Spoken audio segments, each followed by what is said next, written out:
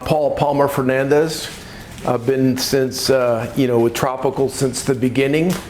And, we currently operate as Aganorsa Leaf. Why do we operate as Aganorsa Leaf? Because Aganorsa is our parent company, and it's an agriculture conglomerate. In the tobacco area, we have 13 farms. We grow about 18,000 bales a year. We use about 20%. Elizabeth, who is one of our premier rollers here in Miami, she is a Class 9 Cuban Master Roller. What is a Class 9? A Class 9 it represents the cigar that she is qualified to make or certified to make. In Cuba in the old days, and I don't know if it's still that way, but someone that wanted to go in the tobacco business and roll cigars in Cuba would start out with picaduro, which is mixed filler.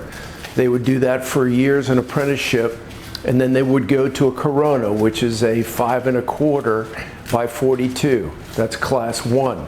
Class 9 is really a maestro cigar. What I mean by that is that Class 1 through 7, it really stops, Class 7 at, say, a torpedo, okay? And then Class 8 and 9 are sizes that, limited, like your 9 1/4 by 47, referred to as a Montier, your Diadema, your Culebra, your Salomon, your Lancero, all those very difficult sizes is referred to a Class 9, or as we refer to them is Cuban Master Roller. Elizabeth is a Cuban Master Roller. You'll notice that in Cuba, and with a small amount of rollers we have here in Miami, she starts with raw material, raw tobacco, and she finishes with a finished cigar. In Nicaragua and other offshore countries, it's a two-person job. One person bunches and the other wraps tobacco. She could probably make a 6x50 Toro in a day's time. She works piecemeal. She'd probably make about 300. We throttle her because of quality, and we want the best quality. We throttle her to about 130 cigars per day. So we want perfect draw, perfect perfect blend. We want everything just right, and because it's totally handmade, you won't see any nuances like you see in other factories in offshore countries to enhance production. For example, draw tester or anything like that, we do have a scale. We do weigh the tobacco. We do weigh the bundles. We do things like that, just like Cuba here in Miami.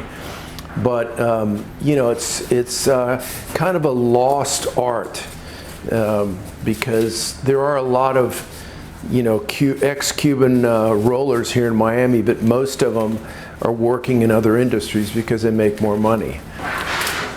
She is following the blend specifications. By that I mean, what sequence of the tobacco.